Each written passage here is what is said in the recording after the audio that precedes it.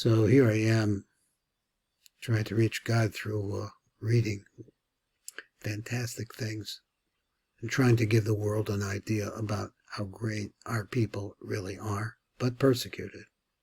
And we make our own mistakes, so we're a band of people. There are those who are up at the beginning, who are at the very beginning, who want to drink from the words of the Torah all the time, and there are other people who don't know anything about their past, about Judaism, about Torah. They don't know anything about it at all.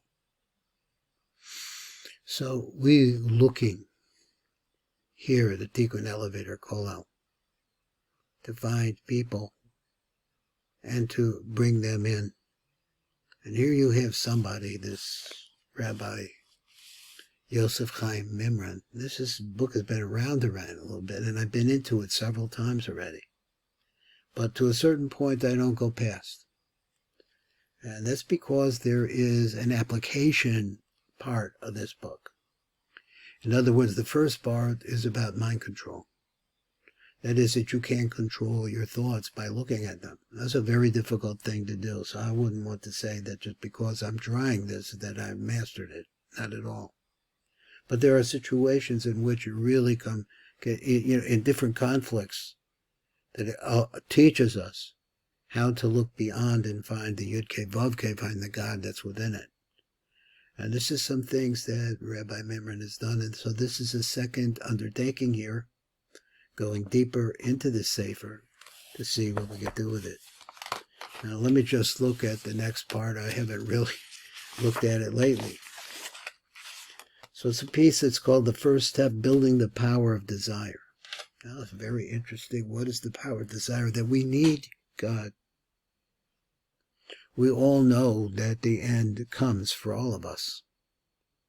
So therefore, if in the end, if you can't take it with you or you leave it behind, whatever you call it, whatever you accomplish here in this world, within 10 years after you're gone, or even sooner than that, you're gone, and something is completely different in the world. Or is it? It's really the same world. It's a ball that keeps turning. It's amazing how the concept of turning is affected here. Let's go over here and start reading and see if we can hear the words of Rabbi Mimran. Now, the way that he lays out this book, I really don't understand 100%, but this is part 8. He says the first step, building the power of desire. Back to this again, the desire. What is the desire? The desire is to connect to the eternity that lives within us. Now he's going to take what he always takes something in Hebrew, and he then translates it down below. So this is coming from the Ramban, who is known in English as Nachmanides. So let's see who he says. He shall kiss me with the kisses of his mouth. The words of the glory, whom desires to rise up and attach itself to the higher light to which there is no comparison or conceptualization in any thought. This is why it speaks in a hidden way. Now, let's hear these words again. There is a little misprint. I thought it was a misprint another time I looked at this. So the words of the glory, whom desires what glory? This glory who desires to rise up and attach itself to the higher light to which there is no comparison or conceptualization. And the word is conceptualizing in any thought. Now, it's very difficult to understand this. So I need to look over here just for a second. Asher ein lo dimyan ve'idar b'machshava ra'ayon.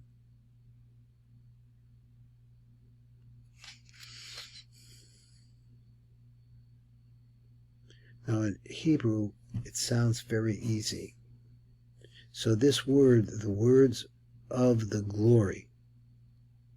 Now I'm thinking that he means the glory is the neshama that's within us, which is a chelek, a portion of God itself, himself, of eternity. There is eternity within us. This is what we always think like we do. We're going to live forever. Well, we will, but not our bodies. So he says, the words of the glory whom desires to rise up and attach itself to the higher light. That higher light is the ultimate, it's beyond us, to which there is no comparison or conceptualizing. This cannot be conceptualized in any thought.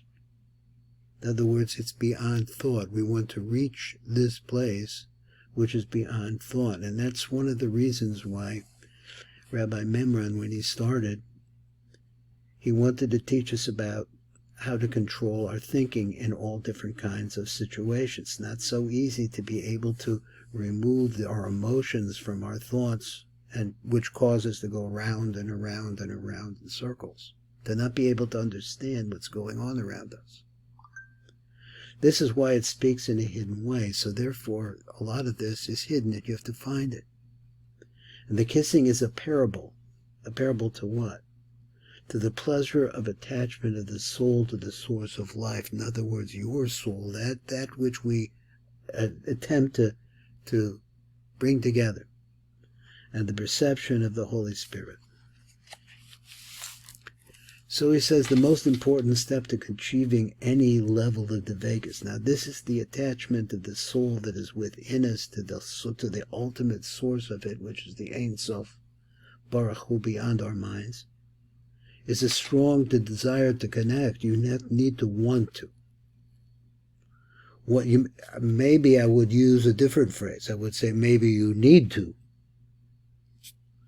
One way of creating this strong passion is through the power of music, as Rabbi Isaac Abarbanel describes to us King Saul's encounter with the Bnei Nevi. Shmuel the prophet tells King Saul, when you come to the city, you shall meet a band of prophets. Where are they coming from? Coming from the high place. Now again, this high place. With music, with harp, drum, flute, and lyre. And they shall be prophesying themselves, mit navim. The Spirit of God shall then succeed in you, and you shall prophesy yourself with them, and you shall be transformed into a different man. So he brings a site reference for that. These individuals were the sons of the prophets. Now we call, quote, the sons of the prophets. The disciple of Shmuel HaNavi. He taught and directed them, preparing them to receive the prophetic influx, the flow of light, the connection. They would go to this hill to meditate. The word for this is like we see in Breslov all over, hitboded, to be misboded, and seek prophecy because of the influence of the ark of God which was kept there. They went up to where? To this hill. This hill had this ark that was brought by the Jews from the desert, and it was an incredible powerful portal to bring us to connection. While seeking prophecy, they made use of musical instruments, preparing themselves for the elation produced by the music. Another example of this is found in the case of the prophet Elisha. The Torah relates that when he saw a prophetic message, he said, "Now bring me a musician." And it was when the musician played, and the hand of Shem came upon him. Now, the question is, why was music so important to the prophets? We can understand that a repetitive melody is very much like a mantra, and it can be used to banish extraneous thoughts. You say it over and over and over again. It clears the mind of the enlightened, and for the enlightened state. An important category of classical meditation is the path of the emotions, where one reaches a meditative state through the emotions, rather than through the intellect or senses. Since music can work very strongly on the emotions, It is particularly useful for this meditative method. The Kabbalists note that another important role of music and song is to cut through the forces of evil and help the prophet penetrate the klipot, that is, the false images that surround us constantly.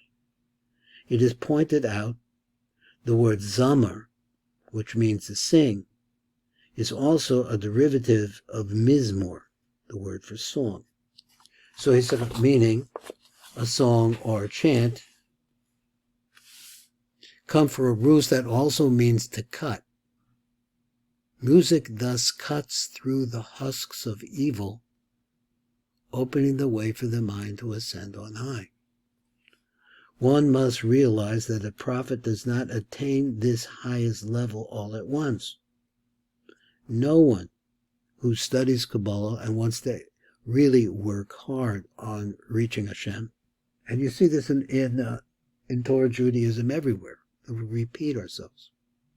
But anyone who really wants to, at the moment, to try to find the real true path has to repeat what he's doing over and over and over again. It's a matter of concentric circles. You're on the outside, you have to penetrate. You do this by going around and around. He must elevate himself step by step until he actually attains full prophecy. From some sources it appears that the purpose of music was to prepare the prophet for the mystical state by removing all adverse emotions. In the above-mentioned case involving Elisha, a number of commentaries state that the prophet was angry at the king and made use of the music to dispel his anger. It is from here that the Talmud derives the teaching that it is impossible to attain the prophetic state when one is in an angry mood. Some sources indicate that music was used only to initiate the prophet into the meditative state, but that when he actually attained this state, the music would be stopped. Other sources state that music is the language of the spiritual world and that through music one actually communicates with the soul. Another reason why they used music was to raise the frequency of their vibrations to match that of the spiritual world. Now this is a whole other topic which he's talked about before.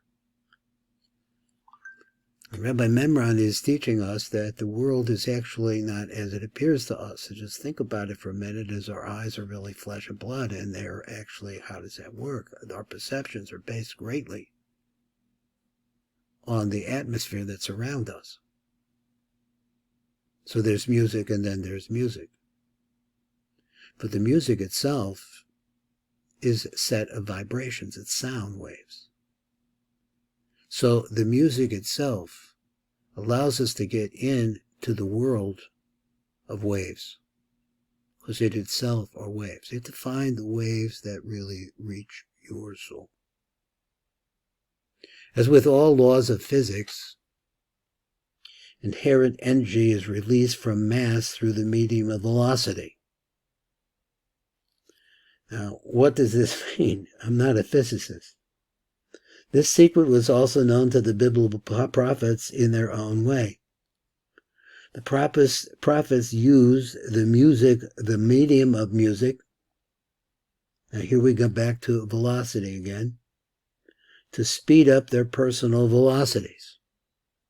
So he's telling me that it's not a slower velocity, because we are living in the world of the slower velocity. It's a higher velocity. It goes faster. If you want more attachment, you have to move quickly. In other words, velocity acts as a motivation. The speed and vibrations of the music acted as the motivator to catalyze the energy latent in the prophet's thoughts and translate it into manifest action. Now let's see this again. The music itself has rhythm. But not only that, but each note has rhythm within it. So it's like, let's say there are 8 notes. Each note has 8 notes within it. This is a Kabbalistic idea, but the fact is that It's strings and then layers of strings and strings and strings and strings, and comes into your ears where it vibrates. And this is the fact.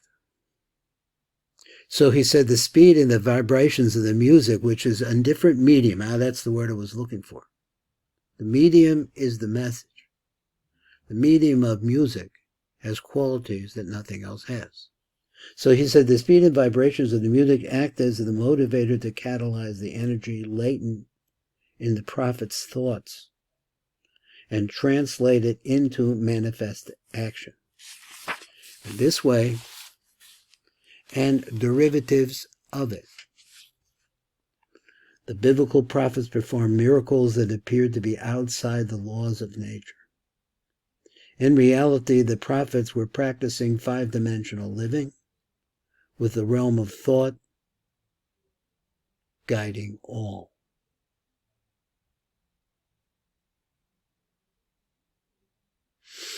We don't have here a definition right now of five-dimensional living. But he says that the deepest part of it is related to pure thought. Let's read his blurb. The most important step to achieving any level of the Vegas is a strong desire to connect. And like I say, we all need to connect. We need to awaken the desire that is inherent in our need and connect. This is Baruch Fleischman. It's just fantastic, Rabbi Yosef Chaim Mimran, his thoughts.